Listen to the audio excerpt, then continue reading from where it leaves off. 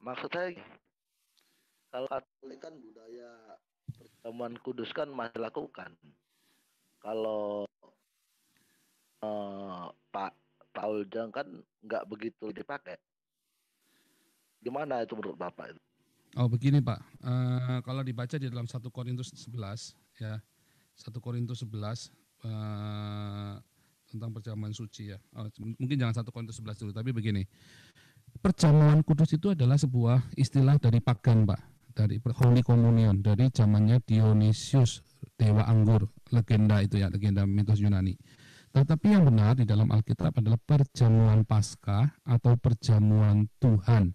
Makanya di Jerman tidak ada Holy Communion Pak, bahasa Holy Communion adanya Abendmahl, perjamuan malam ya. Kenapa? Karena namanya perjamuan malam atau perjamuan Tuhan atau perjamuan Paskah, itulah yang istilah terminologi yang biblikal. Nah, kalau perjamuan kudus atau Holy Communion atau apapun namanya itu ngambil dari Dionysius, legendanya dewa anggur. Nah, itu adalah sebuah kompromis, sebuah bentuk dari kontekstualisme. Boleh nggak? Boleh. Di dalam Alkitab mengizinkan seperti itu, Pak. Boleh dengan kontekstualisme, karena balik lagi, perjanjian lama itu kan sudah dibatalkan. Jadi di dalam perjanjian baru kita boleh melakukan kontekstualisasi selama tidak melanggar dari yang tertulis. Artinya misalnya membunuh itu kan sudah jelas melanggar. Tapi kalau kontekstualisme menggunakan budaya lokal, boleh Pak. Seperti di zaman Roma itu mereka menggunakan budaya Roma, yaitu legenda-legenda yang ada itu, ritual-ritual di dalam gereja Katolik adalah merupakan bagian dari ritual-ritual dari paganisme di zaman itu.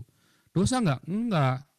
Cuman kalau begitu orang Katolik ini banyak nyerang saya gunakan untuk bercanda Pak, untuk dalam tanda kutip untuk mocking Pak. Karena apa? Ketika mereka merasa dirinya paling benar, paling mendekati ajaran Kristus, ternyata jauh banget gitu. Tapi sebenarnya nggak salah. Mengikuti sebuah tradisi itu tidak salah. Makanya tadi saya katakan, Anda percaya Yesus tidak harus menjadi agama Kristen. Anda Islam, Buddha, Kristen, Konghucu. Ketika Anda percaya Yesus Kristus sebagai Tuhan dan Juru Selamat, dan Anda melakukannya dengan sungguh-sungguh, mengasihi, mengampuni, memberkati, Anda seorang Kristen tanpa mengubah agama Anda. Begitu Pak, kecuali kalau Anda terus bersyahadat lagi, ngulangin, nama Anda berarti menyangkal. Tetapi ketika Anda percaya Yesus tidak berarti mengubah tradisi Anda, mengubah agama Anda, termasuk di zaman itu, di zaman transisi konsili Nikaya itu, maka ke gereja itu mengadopsi budaya-budaya lokal, dan itu diizinkan di dalam kekristenan ya. Kepada orang barbar aku menjadi orang barbar, pada orang Skit aku menjadi orang Skit, pada orang Yunani aku seperti orang Yunani, kepada orang Yahudi jadi seperti orang Yahudi, kan Paulus bilang begitu kan. Artinya dia mengadopsi kontekstualisasi itu sangat kuat di dalam kekristenan. Kekristenan berhasil disebarkan di Jawa oleh Kiai Sadra dengan kontekstualisasi budaya Jawa tanpa harus menggerejakan mereka secara formal dengan budaya barat. Nah, tetapi yang menjadi masalah adalah ketika menganggap itu lebih penting daripada yang tertulis di Alkitab. Nah, itu masalahnya Pak. Banyak orang Katolik, enggak semua, menganggap bahwa yang tradisi itu yang lebih benar daripada yang di Alkitab, dan yang tidak seperti itu yang salah. Nah, itulah yang salah. Seperti sama orang Reform mengatakan orang yang tidak trinitas adalah sesat.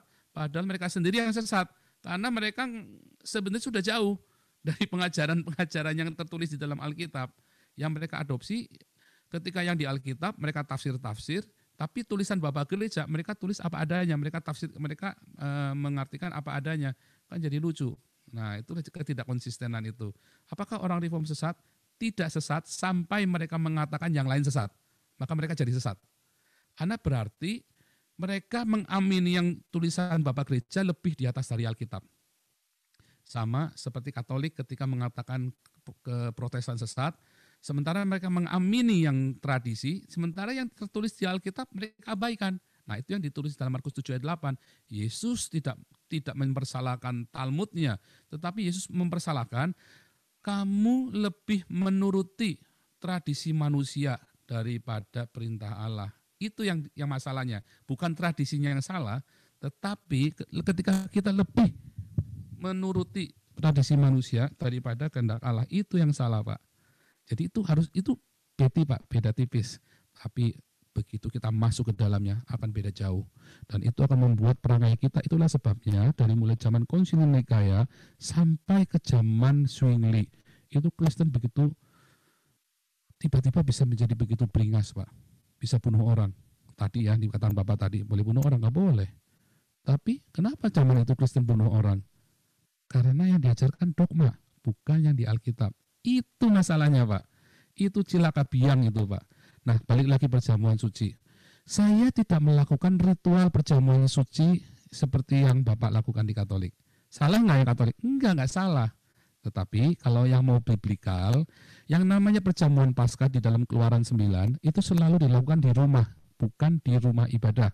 Oh, zaman itu kan belum ada bait Allah. Bahkan di zaman Daud, bahkan di zaman Yesus pun mereka tidak melakukan perjamuan Paskah di sinagog atau di bait Allah. Mereka melakukannya di rumah-rumah. Bahkan di zaman Kisah Para Rasul pun mereka melakukannya, mereka memecah roti di rumah-rumah. Dalam 1 Korintus 11 pun ayat 26, pokoknya 1 Korintus 11 ayat perikop yang pertama itu tentang perjamuan Tuhan, mereka melakukannya di rumah. Nah, kesalahannya ketika mereka melakukan di rumah, mereka tidak melakukannya dengan respect, dengan hormat, tetapi mereka hedonisme dengan pesta pora. Derocoh, Pak. Makanya ada yang sakit bahkan mati karena mereka mengumbar hawa nafsu mereka, nafsu makan mereka begitu rupa, Pak. Nah, yang benar bagaimana? Yang benar adalah lakukan dengan respect. Mereka memecah roti, yang miskin biarlah makan dulu. Yang kaya, yang punya uang, makanlah di rumah, sehingga datang itu makan hanya sekedar untuk makan. Nah, itu penting sekali, Pak. Nah,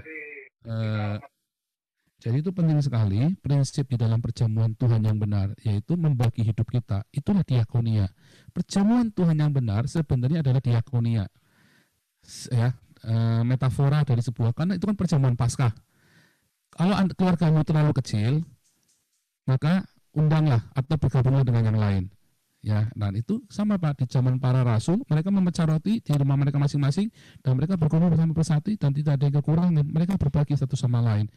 Inilah tubuhku yang terpecah, perbuatlah ini untuk mengingat akan aku. Disuruh mecah tubuhnya, ya. Yesus pun melakukannya simbolik. Inilah tubuhku. Roti dianggap sebagai tubuhnya. Berarti andai kata kita sedang memecah makanan kita sedang memecah tubuh kita kan? Yesus membagi hidupnya buat kita, kita juga membagi hidupnya buat orang lain. Jadi metafora ketemu metafora kita kembalikan lagi. Mengapa Yesus memetaforakan dengan roti yang terpecah? Artinya tubuhnya dia sendiri. Maka tubuh kita juga terpecah bagi orang lain. Diakonia itu, Pak, membagi hidup kita. Lalu Yesus angkat anggur, angkat cawan itu. Inilah darahku, darah perjanjian. Ketika kamu minumnya, ya itu mengingat untuk memberitakan kematian Yesus. Artinya apa? Kita memberitakan Injil, Pak. Makanya di dalam perjamuan Tuhan kita memaknainya dengan diakonia dan marturia. Itu adalah sebuah metafora. Metafora dibalik dengan metafora. Seperti itu, Pak. Karena Yesus melakukan sebuah metafora, suatu alegoris, tubuhnya adalah terpecah dengan roti dan darah itu adalah keselamatan kan, ya, untuk menjadi tebusan kematian Yesus. Jadi anggur itu sebagai darah Yesus. Sama. Jadi kita melakukan diakonia dan marturia. Singkatnya begitu, panjang, Pak. Itu satu sesi saya menjelaskan tentang perjamuan suci. Tentang perjamuan suci atau perjamuan Tuhan. Lalu boleh nggak di Katolik? Sekali lagi saya bilang boleh, Pak, lakukan dengan cara itu. Tapi yang penting tahu maknanya, Pak. Masalahnya banyak orang nggak tahu maknanya, terus mensakralkan itu menjadi klinik-klinik, Pak. Seakan-akan perjamuan suci ini ada sesuatu yang klinik, yang magis. Enggak, bukan perjamuan sucinya yang magis, tetapi iman kita kepada Yesus itulah yang magis. Diakonia itulah yang magis. Ketika kita membagi hidup kita, maka Tuhan akan mencurahkan berkatnya itu dengan luar biasa dalam hidup kita. Begitu, Pak. Itu yang penting, Pak, pemaknaannya, Pak. Tapi kalau saya, pertemuan Tuhan saya di rumah, Pak. Nggak di dalam gedung, Pak. Ya. Nah, kalau gini aja lah kesimpulannya. Kalau Pak John kalau menceritakan Alkitab setuju. Cuma ada budaya tadi aja itu, Pak. Budaya kami istilahnya yang di rumah tetap kami pakai di sini di Indonesia. Kalau di sistemnya Bapak kan nggak memakai lagi. Tapi intinya kan pengajaran Kristen, Yesus Kristus itulah juru selamat. Nah, mungkin itu kesimpulan dari saya, Pak. Ya, saya masih pakai loh, Pak. Saya kalau melakukan perjamuan Tuhan dalam komunitas saya, saya saya bergabung sebuah sinode resmi seperti kalian, seperti gereja-gereja yang lain, tetapi saya pribadi melakukannya dengan sebuah komunitas rumah ke rumah. Makanya pemuridan saya itu di rumah ke rumah dari Sabang sampai Merauke, Pak. Saya punya banyak murid juga di Indonesia, bukan murid saya, sorry ya, murid Kristus yang saya ajar, dan juga yang ada di Eropa ini, orang-orang yang saya baptis, orang-orang Iran, orang-orang Irak, orang-orang Syria yang saya baptis, kita melakukannya di rumah-rumah, dan saya ajarkan mereka melakukan perjamuan Tuhan di rumah itu dengan kita cara makan bersama, dan kita bilang inilah perjamuan Tuhan. Saya terangkan kepada mereka, dan saya terangkan apa yang di gereja, karena mereka saya anjurkan untuk pergi ke gereja konvensional seperti gereja Protestan, ke Nederland atau ke Lutheran Kirche atau ke Freie Kirche. Itu saya selalu sarankan mereka masuk ke BFP, ke gereja Pentakosta atau gereja Baptis, dan mereka tanya, nah di sana kok ada perjamuan kudus? Nah, itu adalah sebuah ritual yang diambil, saya ceritakan seperti yang saya ceritakan ke Bapak tadi, karena memang itulah faktanya, dari ritual-ritual itu diambil dari sana, Pak.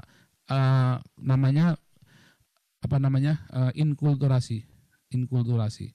Dan kekristenan selalu berhasil masuk ke semua aspek hidup manusia, ke seluruh dunia dengan inkulturasi. Begitu, Pak. Tapi saya setuju dengan Bapak penutupnya, selama mengakui Yesus Kristus adalah Tuhan dan Juru Selamat, maka Anda akan diselamatkan. Makanya kemarin saya sempat diskusi di sebuah grup Som Angelion atau apa, saya lupa ya, membahas ada seorang pendeta, saya mau menginjili orang Katolik. Saya kaget, dan teman-teman yang berkali kaget, lah ngapain nginjilin orang Katolik? Mereka itu percaya Yesus. Iya, tapi mereka percaya berdoa kepada Maria orang kudus segala macam. Apa salahnya? Kan nggak boleh. Iya, tapi kan percaya nama sudah dibatalkan. Dan itu adalah ekspresi mereka. Dan tidak semua orang Katolik berdoa kepada Maria, kepada orang kudus dan segala macam. Tetapi yang paling penting mereka punya Yesus Kristus. Mereka percaya bahwa Yesus Kristus adalah satu-satunya Tuhan dan Juru Selamat. Itu yang paling penting. Dan selebihnya itu adalah ekspresi, penafsiran. Salah nggak? Menurut saya salah. Tapi boleh nggak? Boleh. Itu kan kata saya salah. Kata saya ya, kata Paul salah. Dalam teologi saya yang saya ajarkan itu salah. Tapi kan kata saya. Balik lagi, nggak boleh dipaksain ke orang. Gitu, Pak. Iya. Jadi makanya saya bilang tadi itu kita tadi ada pertanyaan dari teman tanya siapa lah tadi itu, apa Katolik berdoa sama Maria. Iya. Kalau dari kami Katolik kan memang ada doa salam Maria. Kenapa kami doakan? Ya karena dia Tuhannya Yesus. Tuhannya Yesus. Dari Tuhan Yesus. Maksudnya itu apa? Kalau kami berdoa kepada Maria, masa ibu menyampaikan kepada anaknya nggak sama? Itu istilahnya keyakinan. Tapi kalau yang di gereja lain kan nggak begitu menonjol. Yeah. Soal Bunda Maria, ABP atau yang lain-lainnya, mereka cuma fokus di dan Allah. Yeah. Kalau Katolik kan banyak, Katolik semua dijalanin. Misalnya kayak itu tadi perjamuan kudus, satu abu-abu, apa itu segala macam tuh kan, semua di Katolik dijalanin. Tapi yang lucu gini, Pak, apa saya bertanya kepada Om Betel, kok berdoa pada Bunda Maria? Katanya begini, mengurangi kasih sayang ke Tuhan Yesus. Enggak lah, nggak ada lah, nggak begitu. Itu kan pendapat dia pribadi, Pak. Saya kan tahu teologinya Betel, Pak. Saya tahu persis teologinya Betel. Saya tahu dengan persis ya. Karena saya dulu pertama kali saya dari Betani, dan Betani adalah bagian dari Betel. Soul kita semua dari Betel. Ya, sebelum saya di Betel, saya bergabung dengan sebuah gereja yang lain. Ya, tentang saya selalu saya tiap hari di gereja, Pak. Dari saya SD kelas 6, saya setiap hari ada di gereja. Begitu melek, pergi sekolah, pulang sekolah, saya pasti sudah di gereja. Sampai malam Pak, sampai jam 9, jam 10 malam saya belajarnya juga di gereja, semua di gereja, hidup saya di gereja Pak, lebih rajin dari pendetanya. Dan saya ikut semua kursus-kursus Alkitab di situ. Jadi mau yang versi Pentakosta, versi Bethel, versinya Betani sendiri, kan Betani punya pengajaran sendiri ya, ada dari Bethel, karena untuk ujian pendetanya kan saya dulu di Bethel tetap ya. Terus kemudian saya bergabung Betani, lepas dari Bethel saya ikut yang Betani, dan Betani itu tetap Betani, dan Betani punya pengajaran yang sendiri Pak. Ya, dan artinya itu yang Bapak bilang tadi adalah pendapat pribadi orang itu. Yang keberatannya orang Bethel terhadap Maria yaitu tadi, karena Maria itu bukan Tuhan. Mengapa kita berdoa kepada yang bukan Tuhan? Itu Pak masalahnya. Hanya itu saja. Cuman hari ini saya sadar Pak, setelah saya sekolah teologi, saya pelajari mendalam ya, sejak saya jadi apologet. Itu kira-kira 2014. Dulu saya berpikir Katolik sesat Pak.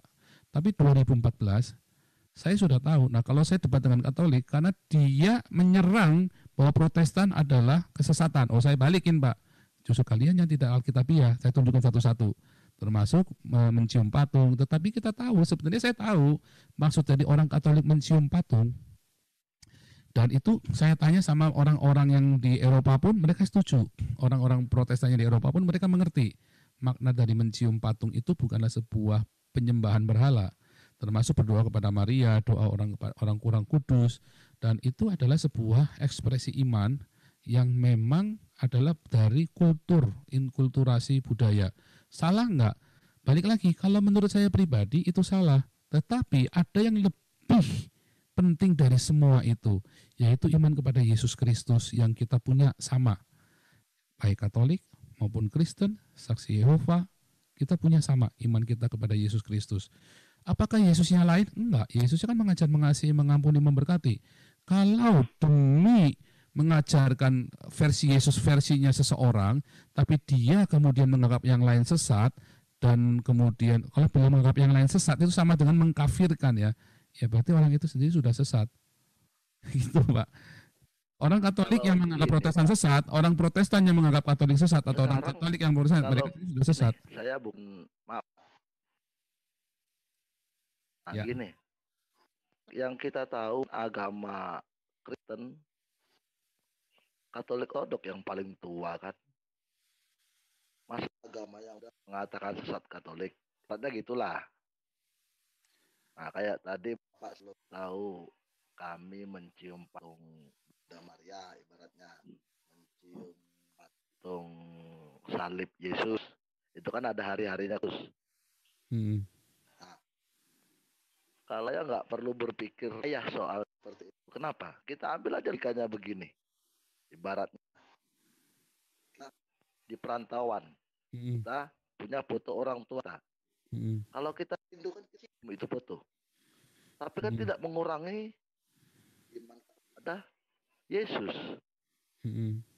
Masa cuma cium patung Bunda Maria atau kita lagi mencium kaki Tuhan Yesus, apa salibnya Yesus, mengenai keyakinan kita kepada Yesus.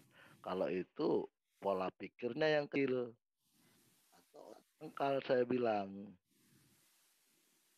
Nah, mungkin itu dulu Pak. Mungkin ada yang ngantri di belakang masuk. Ya. Silakan, jadi Pak. Intinya nggak apa-apa. Jadi itu adalah kan sebuah penjelasan apologia dari seorang Katolik, dan itu sah-sah saja. Pokoknya balik lagi Pak, bahwa syarat keselamatan adalah menjadikan Yesus adalah satu-satunya Tuhan dan Juru Selamat. Amin. Itu yang penting. Dan tentu saja kalau kita mengakui sebagai Tuhan dan Juru Selamat akan tercermin dari hidup kita.